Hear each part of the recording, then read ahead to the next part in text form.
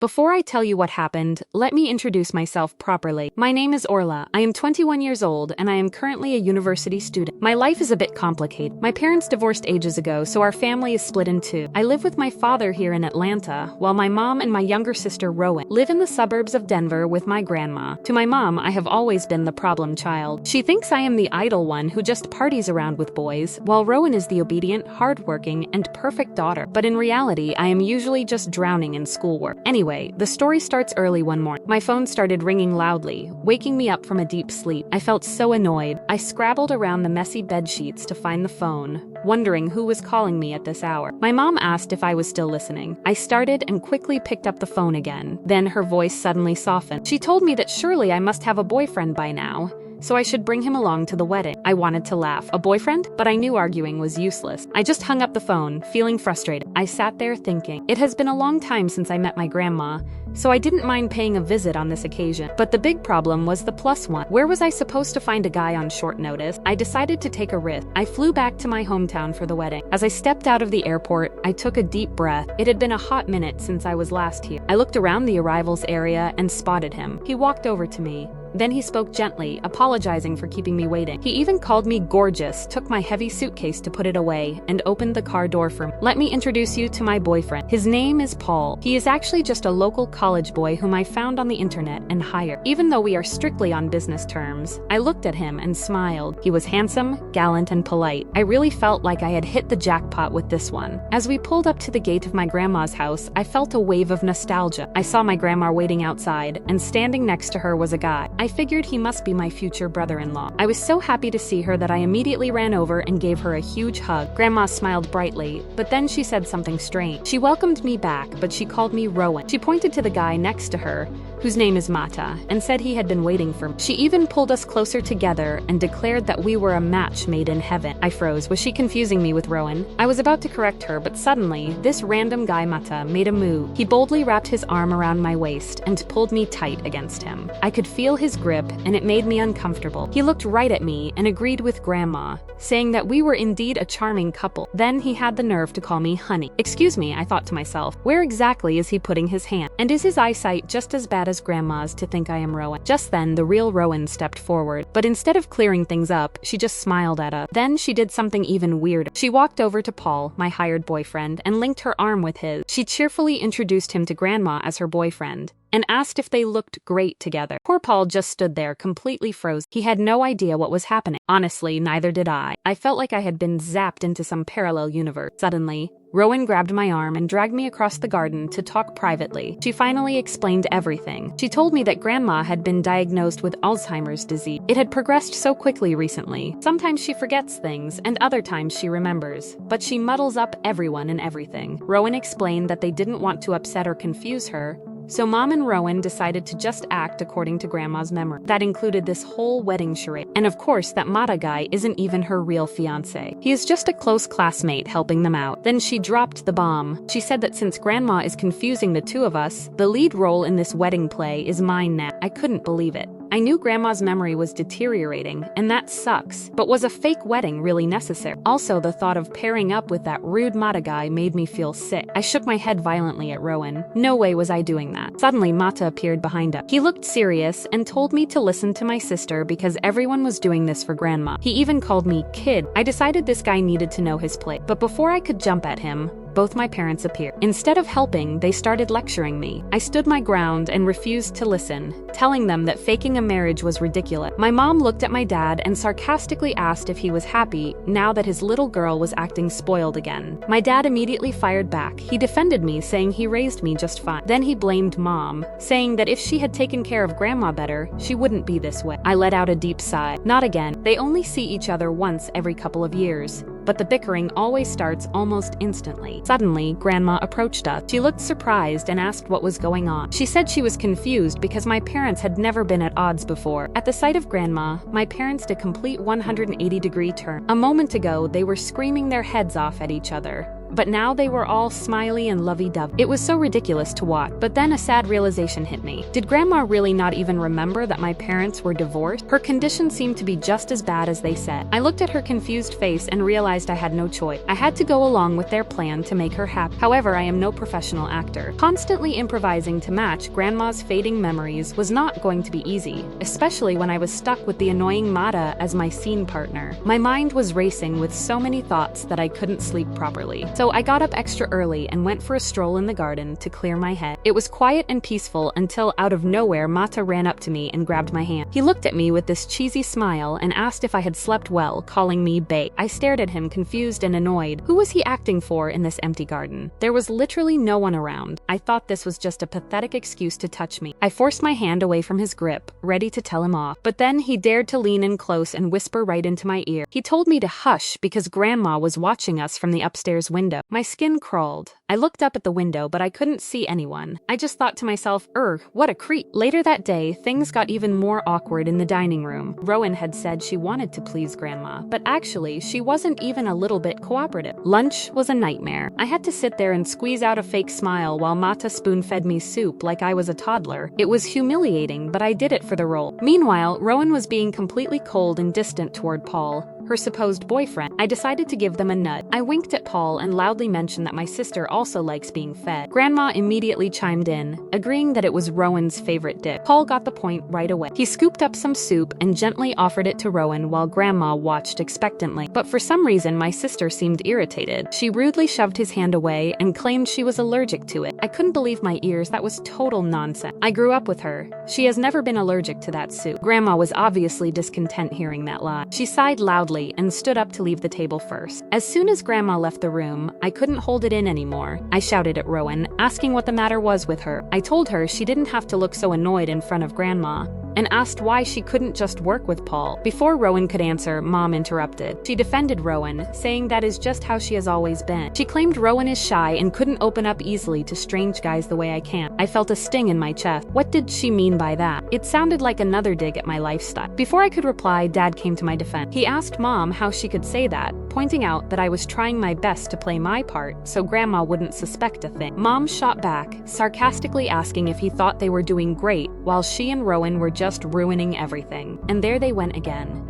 Usually, Rowan and I would just stand there and watch, because only our grandma can stop their fight. This time was no exception. As soon as they saw Grandma walking back toward us, my parents immediately turned around and held each other's hands, smiling like a happy couple. It was exhausting to watch. Mata was just as quick. He grabbed my arm, then grabbed Grandma's arm, and cheerfully invited us for a walk to distract everyone. But then Grandma squinted her eye. She looked at Mata suspiciously and asked him who he was and why he was being so friendly to us. Oh dear. It had only been a few seconds and her memory of him had already vanished. My heart started pounding. I immediately jumped in and lied, explaining that Mata and I went to the same college and he was just visiting me. I breathed a huge sigh of relief when I finished the sentence. I thought that was it, but I was wrong. Speaking of college triggered something else in her mind. She immediately asked why we were home when we should be at school. The whole family froze at her reaction. My parents tried to carefully mention the wedding to see if she remembered anything, but she snapped. She looked grumpy and demanded to know how they could talk about marriage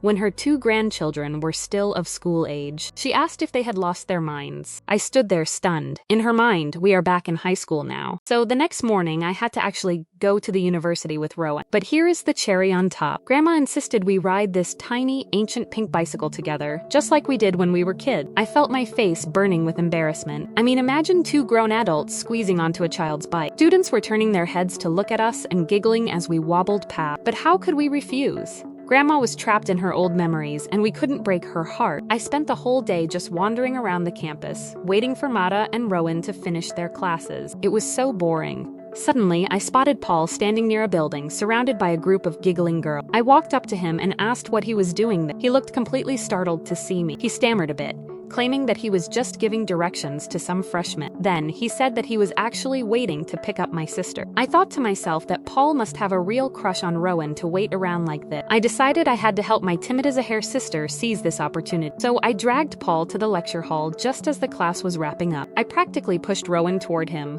wished them a happy outing, and quickly grabbed Mata's arm to pull him away. I wanted to give the couple some space, and finally I could go home. But just as we reached the college gate, thinking we were free, my heart stopped. I saw Dad helping Grandma walk right toward us. My face turned pale. Dad immediately explained that Grandma thought today was my first day of college, so she insisted on coming to pick us up personal. It was bad enough coming here on a tiny pink bike, but I drew the line at my dad and Grandma picking me up at the gate. I wasn't a preschooler. I panicked. I grabbed an old broom leaning against a nearby wall and blurted out a lie. I told them that I couldn't leave yet because I was assigned to tidy the football field. I said it was my turn on duty. I expected Grandma to leave, but she just nodded and said she would wait and look around for a while until I finished. My plan backfired instantly. I looked at Mata, begging him with my eyes to come up with an idea to get me out of it, but he just grinned at me. He took the broom from my hand and cheerfully said we should clean up the place together. So, there we were. Mata was happily arranging cones and collecting scattered balls like he was enjoying himself. Meanwhile, I was dragging my feet pretending to work. I felt exhausted, and the worst part was feeling Grandma's eyes watching my every move from the sideline. I thought I could just fake cleaning a little bit and get away with it, but it turned out Grandma is the most meticulous supervisor ever. She kept pointing out every single piece of trash, telling me to look closely at the dry leaves in the corner. She even made me wipe the stains off the goalpost with a wet cloth. By the time she was satisfied, I was completely sweaty. As soon as she finally walked away to check on something else, I literally collapsed onto the field. I lay there panting with exhaustion. I looked over at Mata and asked him if he was tired because I was already drained out. I told him I couldn't imagine how bad it must be to get to Grandma's age. It really scared me to think that one day we might just forget our own families like that. Mata sat down next to me. He looked serious and thoughtful. He told me that birth, aging, sickness, and death are things we cannot change. But then he said something that really stuck with me. He said the one thing we can do is cherish every moment with our loved ones, because these times are special. I was surprised. I realized I was so wrong about him. Initially, I thought he was just an impolite, annoying guy, but he actually has a deep soul. His words made me feel comfortable enough to open up. For the first time, I poured my heart out to him about my family. I told him why my parents divorced, why I hadn't visited Grandma as much as I should have, and told him about all the fights I've had with my sister Rowan. We talked for ages, and honestly, it felt like we had known each other forever. That night, I couldn't sleep. I kept tossing and turning in my bed. I couldn't stop thinking about how diligently Mata helped me clean up the field, and about our deep conversation. My mind kept replaying a specific moment from the afternoon when I was about to stand up from the grass. He had stood up first and stretched out his hand to pull me up. I buried my face in my pillow. Oh, what is wrong with me? It is undeniable that this kind and caring side of him is so attractive, but there was one big problem that kept nagging at me. When we were leaving the field, he waved goodbye and told me that he would see me tomorrow, but he actually called me Rowan. How could he? I lay there wondering if all this acting in front of Grandma had gotten him mixed up, or if he slipped up because my sister is always on his mind. I tried to tell myself to never mind and that it was none of my business, but it still bothered me as I tried to force myself to sleep. The next day, I was sick of strolling aimlessly around the campus alone, so I decided to actually go to class with Rowan and Mata. I sat there watching them. Rowan was right. They seemed really close. During the lesson, both of them listened attentively to the lecturer and then turned to discuss the topic with each other. I watched as Mata patiently explained a part that Rowan didn't understand. They looked like they were in their own little world. I felt left out, so I tried to interrupt. I tapped them and asked what we were going to have for lunch and what was good in the canteen. Mata didn't even look at me properly. He just told me sternly that I would be taking this course next year too, so I needed to focus. Then, they immediately got back to their discussion as if I were invisible. I felt my face get hot. It was so frustrating. I couldn't stand being ignored like that, so I sulkily stood up and ran outside. Rowan followed me out into the hallway. She leaned in close to my ear and whispered, asking if I was jealous. She laughed softly and told me not to be silly because they were just friends. I felt defensive immediately. Jealous? That is absurd. But Rowan wasn't done. She asked if I was still sulking and then made a suggestion. She proposed that we go to the cinema tonight, promising that she would help set me up with Mata. She even winked at me, so there we were at the movie. The plan was simple. I would sit next to Mata, and Rowan would sit with Paul. It sounded perfect, but the moment we got into the theater, everything went wrong. Just as Rowan was about to settle into the seat next to Paul, Mata immediately jumped in and took that seat for himself. I sat there feeling deflated. I couldn't tell if he didn't want to sit next to me, or if he didn't want Rowan to be with Paul. Either way, it seemed obvious that he didn't have feelings for me. I let out a heavy sigh and watched the movie with a heavy heart. As soon as the movie ended, I rushed out of there, wanting to escape the awkwardness. But guess who I ran into? Grandma and Dad again. Grandma started nagging me immediately. She asked why I was still out at this hour, reminding me that there was a lot to prepare for the wedding. My head started spinning. Wait, so the wedding is back on now? I felt like stars were flying around my head. Then, Grandma looked at Paul and scolded him, saying that a groom-to-be shouldn't be playing around like this. I wanted to cry and laugh at the same time. Paul? Really? Why couldn't she pair me with Mata like before? This parallel universe was exhausting. So on the big day, we were back to our former partners. I was paired with Paul, and Mata was paired with Rowan. I told myself that it was just a fake wedding, so it shouldn't matter who I was marrying, right? But I couldn't shake this uneasy feeling in my stomach. I stood there sadly, watching Rowan and Mata, who were laughing and talking with each other. They looked so happy, and then it was like Grandma had telepathy and heard my secret wish. Right before the ceremony started, her memory suddenly reset again. She walked over to the guest bench where Mata was sitting and scolded him. She asked him what he was doing sitting there and told him it was time to get up to the altar. Then she dragged Mata to the front and told Paul, whom she now thought was the best man, to step aside. I couldn't help but giggle. I looked at the arrangement and felt totally at ease now. Everything after that felt like a dream. I walked down the aisle and Mata looked at me so gently. He made his vows with such sincerity that his acting seemed absolutely flawless. I was shaking a little. Sensing this, Mata gently held my hands to calm me down. His touch was warm and reassuring. When it was my turn, I stammered a little, but I managed to say, "I do." The crowd burst into applause. Among them, I spotted Grandma's joyful face, which made it all worth. Despite the exciting moment, I didn't let myself forget my other important mission, helping my big sister get a boyfriend. So when it was time for the bouquet toss, I aimed carefully and threw the flowers right to Rowan. I winked at Paul to signal him to make his move, but weirdly, Rowan didn't look happy. She actually looked annoyed. I stood there confused. That evening, after all the guests had left, I went looking for Mata. To be honest, my heart was racing. I really wanted to know if he felt the same way about me as I did about him. Just thinking about it made my face feel flushed. I found him in the garden, but something was wrong. He looked incredibly agitated. I was about to call out his name when, out of the blue, he bolted forward and punched Paul. He hit him repeatedly while Rowan stood there watching. Mata even warned him to stay away from Rowan. My stomach dropped. What was going on? Were they fighting over Rowan? So Mata really was pretending during the ceremony? He liked Rowan, not me. As soon as Mata let go, Paul scrambled up and fled the scene immediately. I couldn't control my temper. I shouted at Rowan, asking her what all this was about. I reminded her that she said they were just friends.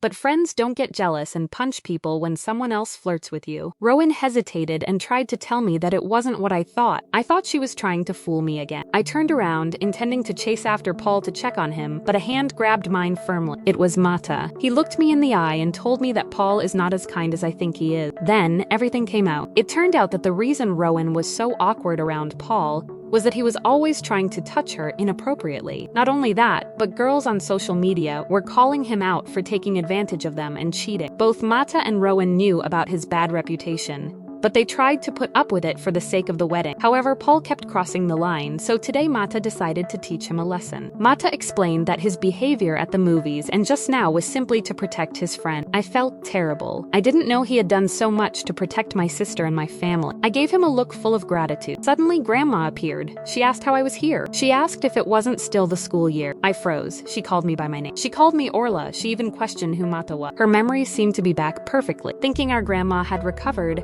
Rowan quickly called our parents. We were over the moon, thinking a miracle had happened. We laughed and cried, believing we had her back. But then the doctor crushed our newfound joy. He explained it was a phenomenon called terminal lucidity. It meant that Grandma's clarity was temporary, and that she didn't have much time left. None of us wanted to believe it, but we knew we had to face reality. There was nothing else we could do but make the most out of the precious little time we had left with her. I decided to put college on hold to live with Grandma during her last day. Each morning, we would go for a walk together. I would listen to her stories of the old days, and then I would share some of my fondest memories with her. My parents still bicker and then make up.